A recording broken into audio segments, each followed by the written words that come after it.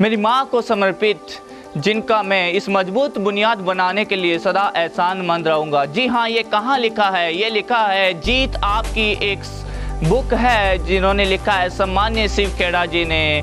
जी हाँ, ये प्रथम पृष्ठ पे मिल जाएगा, आप ज़रूर देखिएगा। और ऐसे ही महान विचारक और महान विशेषज्ञ हुए हैं जिन्होंने अपनी उपलब्धियाँ माँ को समर्पित की है। शिव खेड़ा जी की एक प्रसिद्ध टैगलाइन है, जीतने वाले कोई अलग काम नहीं करते, वो हर काम को अलग ढंग से करते हैं। जी हाँ, ऐसे ही बहुत से विचारक और विशेषज्ञ हुए हैं जिन्होंने अपनी उपलब्धियां माँ को समर्पित की है। आइए इसी कड़ी में एक कहानी आपसे शेयर करता हूँ। ये कहानी उस परिवार की है जिसमें 5 भाई बहन होते हैं। एक शाम उनकी माँ खाना बना रही होती है और सभी बच्चे खाना खा रहे होते हैं, और एक बच्चे को उस दिन थोड़ी ज़्यादा ही भूख लग रही थी। वो खाए जा रहा था और माँ के पास में जाके बोलता है, माँ एक और रोटी। माँ हंसते हुए उसको रोटी दे देती है और इस तरह से सब खा लेते हैं, खा पी के खुश, और फिर शाम को सो जाते हैं। तो बड़ा भाई उस छोटे भाई को बुलाता है और कहता है कि आज तूने ये क्या किया मेरे भाई? बच्चा पूछता है कि भैया ऐसा क्या किया? तो वो बोलते हैं, आज पता है माँ भूखी सोई है। तो उस बच्चे ने पूछा, क्यों भैया? क्योंकि हमारे परिवार में इतना संसाधन नहीं है कि हम भर पेट खाना खाएं, और हर किसी की हिस्से की रोटी यहाँ फिक्स होती है, और तुझे पता है आज तूने माँ के हिस्से की संपूर्ण रोटी खाई है। ये सुनकर वो बच्चा रोने लगता है और दौड़ते हुए अपनी माँ के लिपट जाता है। माँ उसे दुलारते हुए पूछती है, बेटा क्या हुआ? यही माँ का प्यार है। इस माँ के लिए एक लाइक और शेयर तो बनता है। एक आपकी माँ के सम्मान में आप कमेंट जरूर करें। क्या आप जानते हैं वो बच्चा कौन है? जी हाँ, वो बच्चा है डॉक्टर APJ अब्दुल कलाम, जो एक महान साइंटिस्ट रह चुके हैं और एक हमारे पूर्व राष्ट्रपति भी थे, और वो एक प्रसिद्ध टीचर और कवि भी हैं।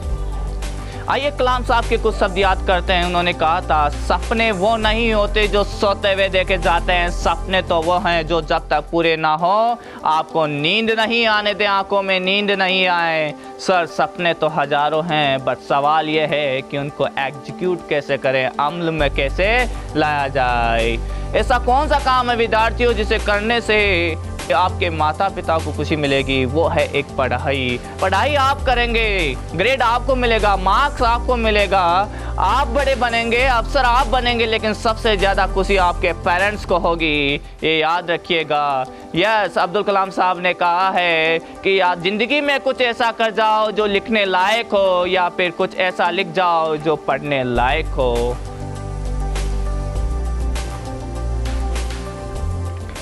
तो आप इतना भी नहीं कर सकते? अरे भाई, इसमें तो अपना ही फायदा है। कितना वजन होगा? 100 ग्राम, 200 ग्राम, 250 ग्राम, ज़्यादा से ज़्यादा 1 kg, 1 किलो। हाँ, उस किताब का, उस पुस्तक का, उस बुक का।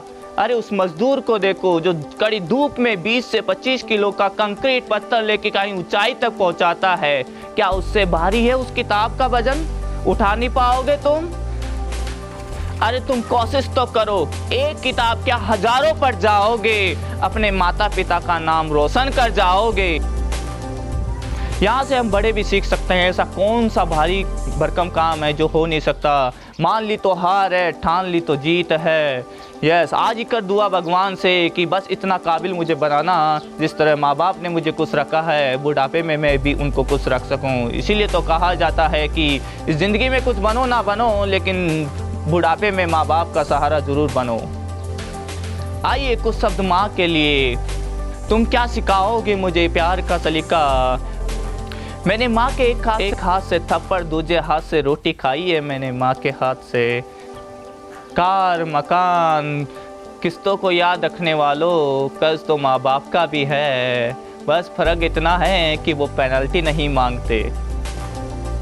किसी भी मुश्किल का शायद कोई हल नहीं, क्योंकि आजकल कोई माँ के पैर छू के निकलता नहीं। Thank you for watching. Please like, subscribe and share planet of physics. सम्मान करते रहिए अपने माँ और पिताजी का, और अपना नाम रोशन करते रहिए। All the best.